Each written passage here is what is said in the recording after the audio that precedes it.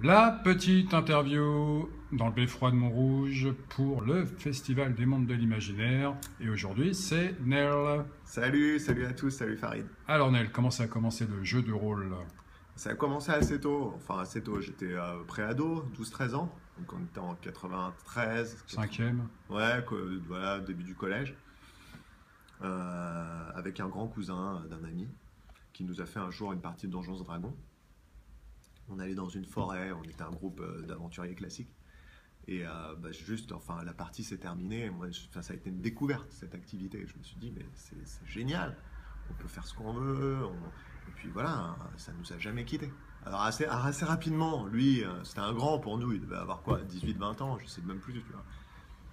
Et on le tannait, ouais, on veut faire une partie, on veut faire une partie. Et puis il nous a laissé nous débrouiller.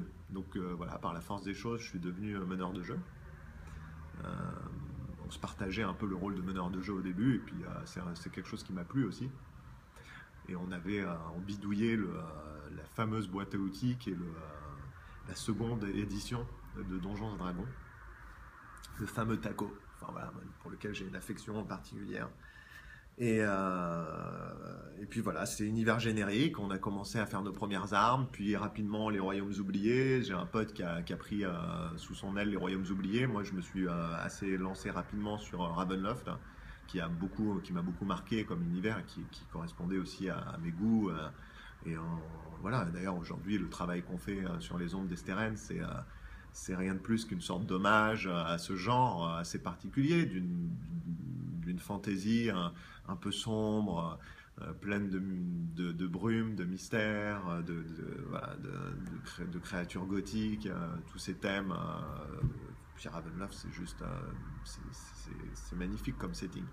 Donc voilà comment ça a commencé, et puis ça a continué beaucoup au lycée. Un peu moins ensuite parce que j'ai repris mes études un peu plus tard, après avoir pas mal bossé, des petits boulots et autres, j'ai repris mes études en psychologie. Bon, c'était assez exigeant pour avoir mon diplôme. Et c'est aussi, voilà, on est déjà en 2004-2005. Et justement, t'as pas voulu utiliser le jeu de rôle comme support pour des mémoires, des travaux dans tes Si. études? Alors, c'est vrai que pour moi, je le garde d'ailleurs en tête, hein. Alors là, on a fait une petite conférence hier avec Isabelle Perrier, c'est vrai qu'elle est universitaire, toi aussi. Enfin, pour moi, vous êtes carrément des références, hein. C'est-à-dire d'utiliser tout ce que nous enseigne le jeu de rôle, ce média finalement très récent, dans ses applications. Bon, c'est vrai qu'en plus, au niveau psychologie psychiatrique, moi, ce qui m'a passionné, c'était de creuser aussi la question du psychodrame. Le psychodrame qui est une technique thérapeutique qui date des années 50. Voilà, Moreno, tous ces auteurs, donc quelque chose qui est antérieur, hein, à la création du jeu de rôle ludique, parce que là, on est vraiment dans le registre des soins. Et c'est vrai que ça m'a passionné. D'ailleurs, j'ai mon projet de thèse autour du jeu de rôle et de la création de personnages comme support projectif. Enfin bon, là on rentre dans les termes un peu compliqués universitaires, mais voilà. Non, mais j'ai ce projet. Alors après, tu sais qu'il faut que je termine le livre des secrets. Parce que si je dis à la communauté, écoutez, j'ai mon mémoire, ma thèse de psychologie clinique sur la création de personnages, et je vais me faire lyncher, donc c'est pas possible. Alors, mais justement, comment t'en es venu à la création et la mise à dispo de tes œuvres rôlistes? Ben écoute, en fait, bon, je crois qu'Internet a changé, évidemment, hein. C'est une rupture totale aussi dans la mise à disposition des informations. Et c'est vrai que dans les années 2000, 2005, il y a eu toute cette période en France avec l'éclosion notamment du PDF, hein, et la naissance de plusieurs studios. C'est la mode des studios. Alors il y en avait des dizaines, hein. Enfin j'exagère un peu, mais tu avais Studio Mammouth, le studio Dead Crows qui existe toujours d'ailleurs, qui est en train de refaire parler de lui là actuellement, et Forge Songe, le studio Forge Songe qui était l'un d'eux, qui existe toujours, qui est notre association, qui a été créée en 2006.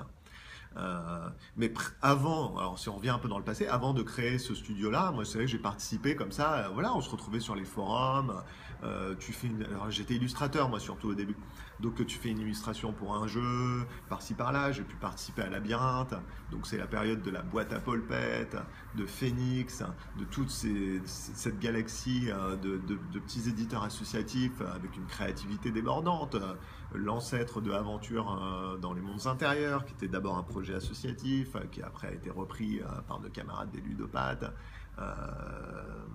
Il y a eu Labyrinthe, qui a été chez Icar ensuite. J'en ai un très très bon souvenir, excellent. J'ai aussi bossé sur Essentia, le jeu de rôle fantastique baroque de Guillaume Gourville.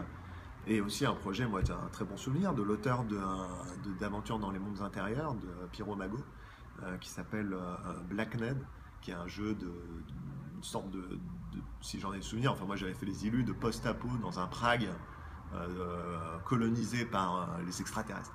Donc voilà, c'était toute cette nébuleuse, et c'est vrai que dans cette nébuleuse, j'ai rencontré aussi ceux qui allaient devenir mes camarades. On a fondé Forge Songe ensemble, à 4, et il y a ce projet Esteren qui a émergé. C'est un projet collaboratif au départ, hein, mais c'est vrai que de fil en aiguille, moi j'en suis arrivé à être l'un des auteurs principaux et d'assurer la direction du projet, qui existe encore aujourd'hui. Ça fait combien de temps d'ailleurs maintenant que les ombres d'Esteren existent? Il a été créé en 2006. Ça fait presque 10 ans. Ah ouais, c'est pour ça, moi je commence à fatiguer un petit peu, hein. Je suis en fin de carrière, Farid. Non mais c'est vrai, hein. Je pense que c'est très long, hein. C'est une période de ma vie, moi aujourd'hui, hein. Tout ça, 2006, 2010, la sortie au monde du jeu, qui restera un souvenir magnifique, hein. Donc 4 ans pour faire le premier livre. Et puis voilà. Et une reconnaissance internationale aussi. Oui, alors c'est l'autre fracture dans l'histoire. C'est étonnant, hein, mais pour nous, le financement participatif. Moi, j'avais un correspondant en Allemagne, Ingo, que je salue. Si tu fais un sous-titrage en allemand, il sera content. Ingo, qui est un Allemand passionné de jeux. Et un jour, en 2012, il me dit, mais tu connais Kickstarter, parce que nous, on bossait sur la version anglaise, mais le livre 1 était même pas sorti en français. C'est-à-dire que c'était Clovis, qui est le traducteur des Ombres d'Esteren, c'était un playtester. La moitié de l'équipe d'Esteren, aujourd'hui, c'est des gens rencontrés en salon, c'est des playtesters. Voilà, et Clovis, eh bien, je lui dis, voilà, il fait le playtest, on s'était bien entendu. Et je lui dis, mais qu'est-ce que tu fais dans la vie, Clovis? Il me dit, je fais des études d'anglais, tout ça. Je dis, mais ça te dit de traduire un jeu qui n'est pas sorti encore. Et elle me dit, ouais, parce qu'on veut. Et il s'est lancé, il a mis 2 ans. Donc 2 années pleines, et Ingo, je lui dis, je le tenais au courant, ouais, tu sais, on a traduit. Et j'avais strictement aucune conscience du marché américain, ni de rien, hein. Et boum, le jeu récompensé, quoi. Et boum, Kickstarter, ça fonctionne, clac, on va dans la foulée, on va aux États-Unis, on récupère 3 récompenses, ça s'est emballé. Moi, je pense que c'est vrai que c'est marrant parce qu'aujourd'hui, et ce que je comprends, hein, il y a une partie de la communauté qui voit le succès aux États-Unis et qui se dit, putain, les gars, vous faites plus pour les États-Unis, pour la version américaine que pour la version française. C'est un marché intéressant quand même. C'est un marché intéressant. Mais moi, je vous le dis, la réalité. Écoutez-moi bien. Sans la version américaine, les Ombres d'Esteren n'existeraient plus.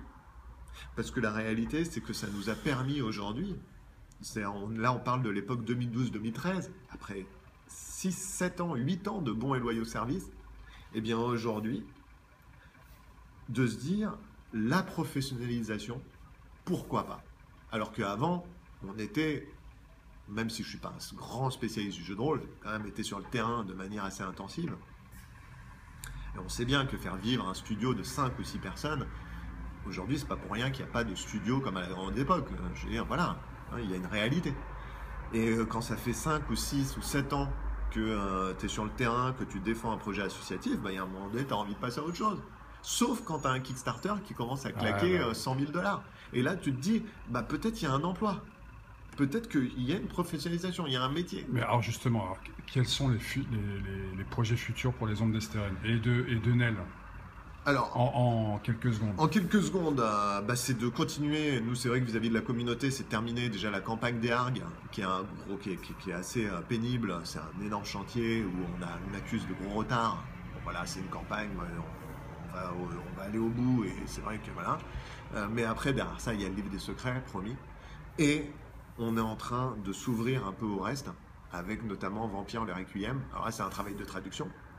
Mais pour notre éditeur, qui n'a eu que nous jusque-là, c'est le moyen de structurer l'activité autour d'un projet avec plusieurs... Bonne nouvelle. Ouais, on va voir. Hein, on va voir comment ça se développe. Ok, ben merci Neil. Ben merci à toi, et Et puis à l'année prochaine, à la deuxième ok. édition du FMI, pardon. À bientôt. Salut!